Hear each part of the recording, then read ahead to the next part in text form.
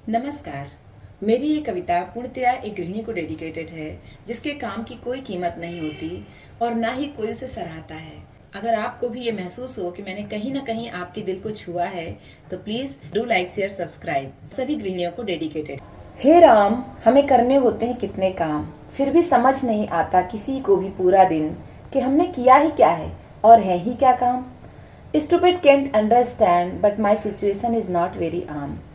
एक दिन भी आ जाए अगर हमें फीवर तो घर के लोगों से नहीं हो पाते उनके अपने ही काम। फिर एक दिन और अगर करना पड़े हमें आराम तो सबके आराम हो जाते हैं हराम। घर में कोई जो पड़ जाए बीमार तो उसकी खिदमत में यूं बिछ जाती हैं हम, बना के उसको खासम खास कि खिला दें उसको कुछ तो बहाने से वो ठीक हो जाए जल्दी से।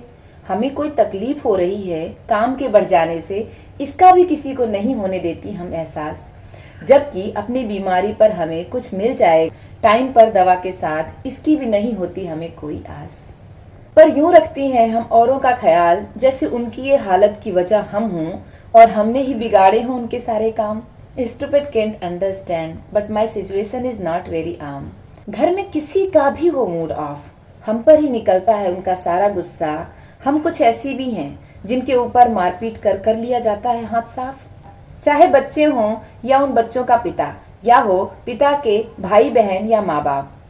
कभी कभी यूँ लगता है कि हम तो पंचिंग बैग बन जाती हैं। रिस्पेक्ट बेशक नहीं मिलती किसी के सामने, पर बेइज्जती की जाती है अपने हैं बोलकर पूरे घर के सामने सरेआम। कोई कहेगा क्या बना देती हो, नहीं खाना ये खाना। कोई अपनी ही गलतियों के लिए करेगा हमें ब्लेम। नुक्स से भरा दिखता है सबको हमारा काम।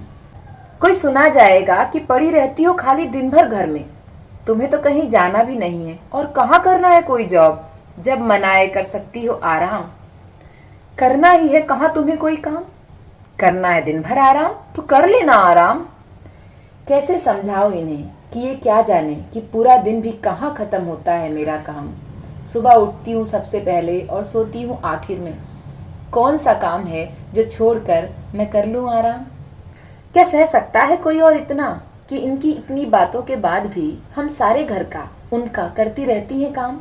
दिन भर सुनने के बाद भी इनकी बकवास, फिर शाम को पहुंच जाती हैं हम लेकर खाने की थालियां इनके पास। मनाने को कि खा लो खाना हो जाती है हमसे गलतियां कहकर, मनाने को कि खा लो खाना हो जाती हैं हमसे गलतियां कहकर। क्योंकि अपने होते हैं ये हमारे, पर कोई कीमत का नहीं इनकी नज़र में हमारा काम। चाहे बेवजह सहते हुए इनकी डांट बार बार, चाहे बेवजह सहते हुए इनकी डांट बार बार खोते हैं हम हमारा आत्मसम्मान सरेआम। हम जब तक जिंदा हैं घर में सबके लिए करेंगे मर मर के सारे काम। गलत फहमी तो इतनी है हम में इन सब को लेकर कि जो हो गया हमें कुछ तो कैसे जिएंगे ये। न धो पाएंगे न सुखा पाएंगे न ढूंढ पाएंगे, न धो पाएंगे न सुखा पाएंगे न ढूंढ पाएंगे ये उनके खुद के मोजे रुमाल कपड़े और चड्डी बनियान। ऐसी सोच सिर्फ हमारी ही हो सकती है, ऐसी सोच सिर्फ हमारी हो सकती है क्योंकि हम हैं हाउसवाइफ, पत्नी, बहू और मॉम।